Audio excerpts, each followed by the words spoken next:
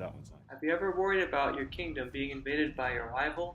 Well, fear not, for this video will teach you how to build a bow and arrow to defend yourself and your kingdom. However, be warned, throughout this whole process there are many things to be cautious of. From tools with sharp edges, to tools producing large amounts of heat. Always be mindful of what you're shooting at, and do not aim projectiles at anything you are not willing to shoot. And also keep in mind the kind of arrows you are using. For the project, you will need the following materials listed on the screen, which can be found at any local hardware store.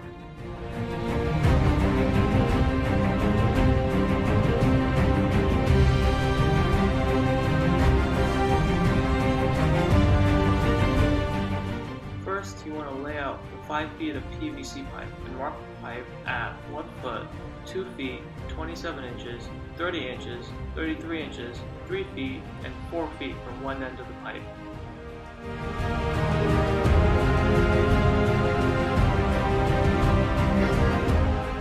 Make sure to complete each mark with a full circle as shown. These will serve as indicators on the pipe of where to heat the pipe and where to bend and mold it.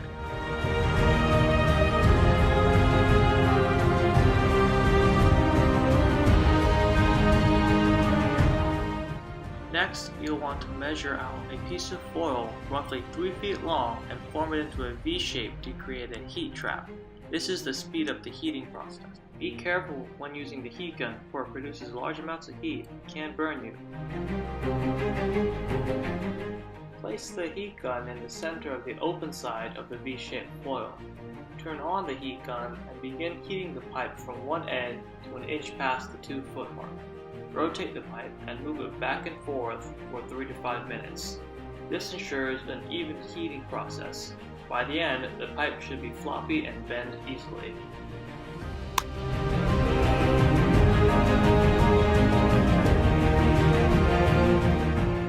Place the heated pipe on a flat surface. We used a wooden plank for ours.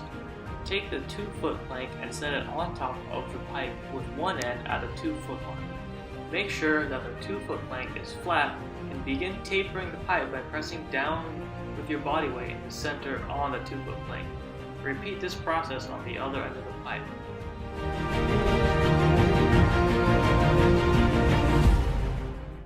We didn't show it, but heat the pipe 1 foot from the end of the mark. Curl the heated pipe around the 10-inch circular object, placing the pipe as flush to the object as you can. Ensure that the flat side is on the outside of the object. Use a spray bottle to cool the PVC, and after the pipe is cooled, look down the long end of the pipe to ensure that everything is straight, and repeat for the other side. Use a ruler or measuring tape to measure out 3/4 of an inch across the end of one of the curves. Mark here from 1 inch towards the center to around an inch past the halfway point of the curve. Be careful when using saws, for they have sharp edges.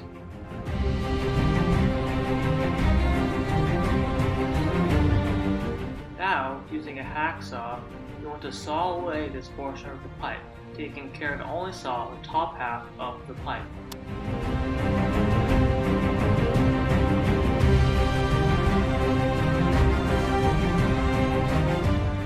Then, looking inside the pipe at the end of the bow, cut a notch about 3/4 in deep that is level across the end. Here, we use a vertical bandsaw. Be very careful when using mechanized equipment, or they can be dangerous.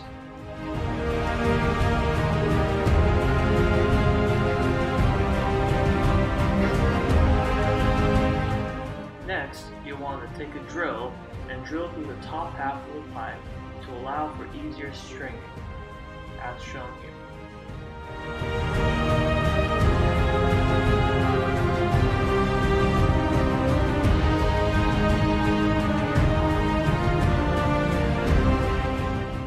To string the bow, first measure out a long piece of mason line with about 6 to 8 extra inches on this. After you have done this, cut another piece of the same length. Tie basic loops at each end and then twist it together. Thread the string through one side of the bow using a paper clip to drag the string through and attach the loop to the horizontal notches you made earlier. Take the unstrung bow and bend it back using your legs to hold it in place.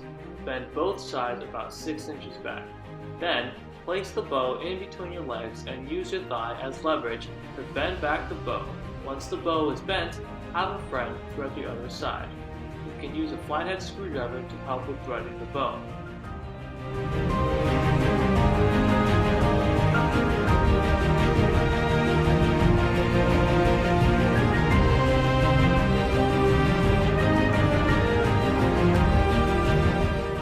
Now you have a bow strong enough to fight off any enemy, but what good is a bow without some arrows?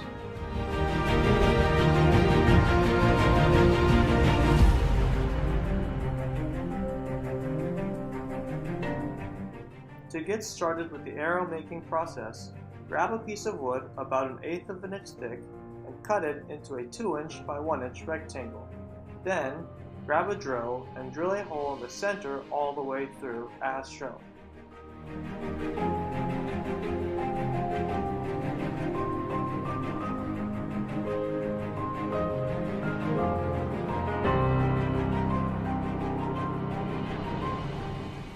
Next, cut the foam football in half, and then cut out a notch in the center that's about 2 inches wide.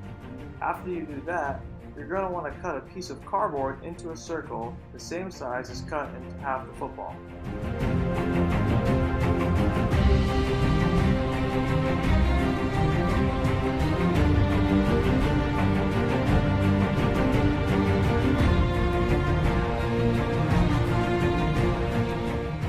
Poke a hole through it and feed it through the arrow shaft.